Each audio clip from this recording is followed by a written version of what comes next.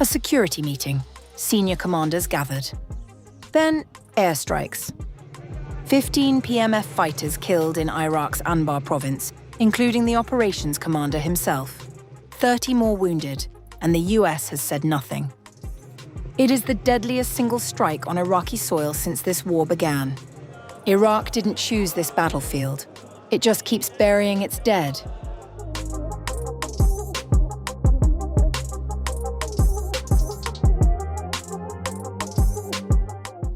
Airstrikes hit a Popular Mobilisation Forces command headquarters in Iraq's western Anbar province, killing at least 15 fighters, including the PMF's Anbar operations commander, Saad al-Baiji, and wounding 30 others. Health sources warned the toll could rise, with several of the wounded in critical condition. According to Reuters, the strikes landed during a security meeting attended by senior commanders. Rescue teams spent hours digging through the rubble, with footage showing workers in blue jumpsuits and yellow helmets pulling debris aside with shovels and axes. The PMF, known in Arabic as Hasht al-Shabi, is an umbrella group of mostly Shia paramilitary factions, formally integrated into Iraq's state security forces. Many of its factions are aligned with Iran. The group squarely blamed Washington for the attack, saying a US airstrike deliberately targeted the command center while personnel were on duty. The US has not commented. It is the deadliest single strike on Iraqi soil since the US-Israeli war on Iran began in February. We condemn this terrorist act that targeted our sons from the Popular Mobilisation Forces. A number of young men from the PMF were killed, including the commander Saad and his companions. We have martyrs and wounded. God willing, we will continue on this path to the very end and will not retreat no matter what the Zionists and the Americans do. They will not deter the sons of Al-Qara from this course. The Anbar strike was not the only blow dealt that night. Separately, at least 6 Kurdish Peshmerga fighters were killed and 22 wounded in an overnight rocket attack on their base north of Erbil in Iraq's Kurdistan region. Who carried out that attack remains unclear. The strikes come against the backdrop of a conflict that has steadily pulled Iraq deeper into the fire. Pro-Iran armed groups began hitting American bases, diplomatic missions, hotels and oil fields in the country almost immediately after the US and Israel launched strikes on Iran on February 28th. Washington and Tel Aviv have hit back repeatedly, killing dozens of militia members across multiple operations. There had been a brief tentative pause in the cycle of strikes. Kataib Hezbollah, designated a terrorist organization by the US, announced last Wednesday it would suspend attacks on the American embassy for 5 days. On March 23rd, it extended that pause by another 5 days. Whether that fragile truce survives the events of March 24th is now the question hanging over Baghdad. The war that started in Iran has long since crossed its borders. Iraq is not a battlefield by choice. It is one by geography, by alliance, and increasingly, by necessity.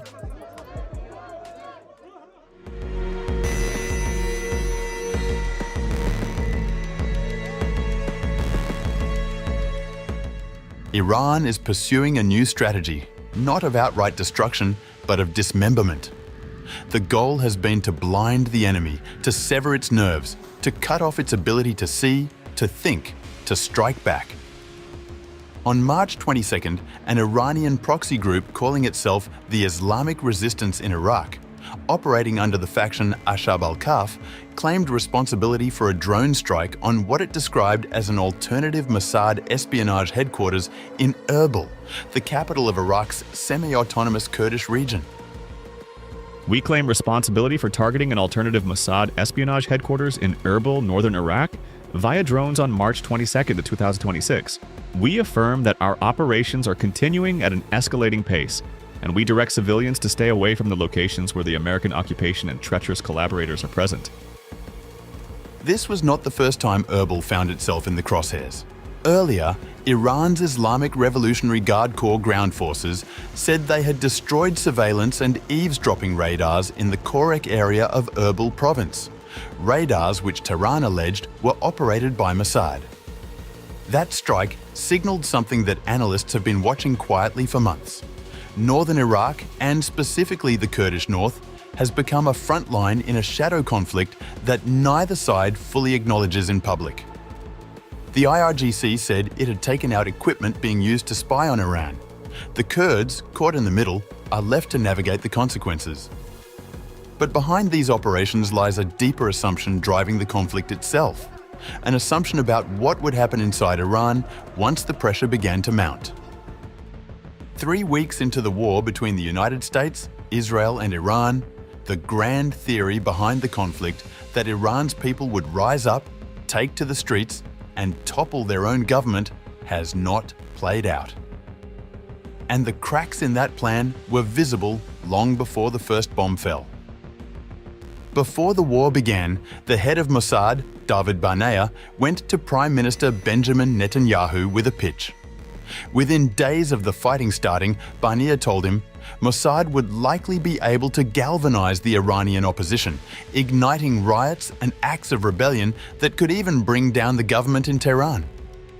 Barnea also took that argument to senior Trump administration officials in Washington in mid-January. Netanyahu adopted the plan. President Trump appeared convinced. And at the very start of the war, Trump addressed the Iranian people directly with a promise that sounded at the time almost like an invitation. Take over your government. It will be yours to take. But the uprising has not come. American and Israeli intelligence assessments have concluded that Iran's government is weakened, but it is still standing. And more critically, it has dug in. The New York Times reported that many senior figures inside the US government never believed in the plan to begin with. Military leaders told Trump plainly that Iranians would not come out to protest while bombs were falling on their cities.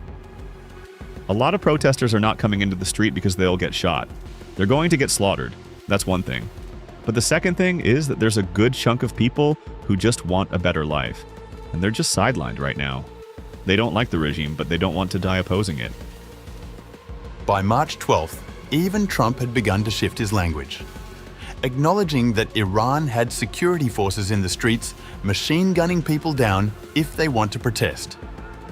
One part of Mossad's strategy involved supporting armed Iranian Kurdish militia groups based in northern Iraq, groups with whom Israel has long-standing ties. But that idea ran into resistance from Washington too. On March 7th, Trump told reporters directly, I don't want the Kurds going in. I don't want to see the Kurds get hurt, get killed. This ambition of fomenting rebellion inside Iran is not new. Mossad's previous director, Yossi Cohen, who led the agency until 2021, had studied the numbers carefully and quietly shut down those efforts years ago. We wondered if we could bridge this gap, and we came to the conclusion that we couldn't. His successor Barnea reversed that thinking. He bet that airstrikes and assassinations could create the conditions for a collapse from within. So far, that bet has not paid off. Netanyahu, for his part, is not conceding the point publicly.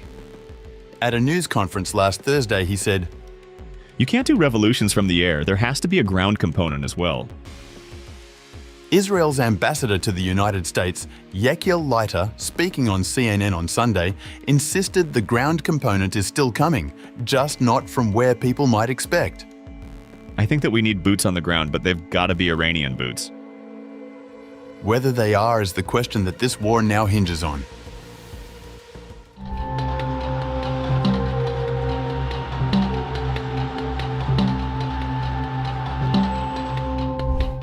Three Iranian men were hanged for killing 2 police officers during protests in the holy city of Qom, executed, the state said, on orders from Israel and the United States. Mehdi Ghassemi, Saleh Mohammadi, and Saeed Davoudi were convicted of attacking officers with knives and swords during demonstrations on January 8th. Tehran accused them of acting as foreign agents. A Swedish-Iranian man, Kurosh Kivani, was hanged on March 18th on espionage charges. Stockholm confirmed the execution, saying the proceedings fell short of basic due process. The hangings come as Iran's security forces face pressure from two directions at once, from the streets and from the sky. A war is not only played on the battlefield, but also in the minds of your enemies. And who understands it better than Israel? According to a recording obtained by the Wall Street Journal, Mossad agents have been ringing Iranian police commanders in Farsi, telling them they are being watched, that they are on lists, and that their fate may already be sealed. In one exchange, an agent warned a senior officer, "We know everything about you. You are on our blacklist and we have all the information about you. I called to warn you in advance. You should stand with your people's side. If you do not do that, your destiny will be as your leader." The commander's reply told its own story.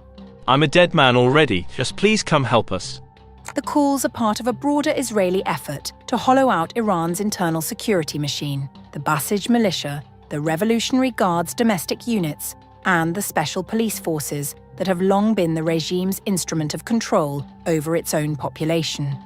On the ground, the Israeli Air Force has been methodically dismantling what remains. Checkpoints, warehouses, motorcycle units, the same units used for years to crush protests, have all been targeted. On one night alone, 11 checkpoints were struck across Tehran. Residents say police have been spotted sleeping in tents and buses, sheltering in schools, and warning shopkeepers to shut before dark because they can no longer guarantee safety on the streets. Israeli and American bombs keep falling on Iran, and the Islamic Republic has been forced to fight battles within its own home. But as they say, everything is fair in love and war.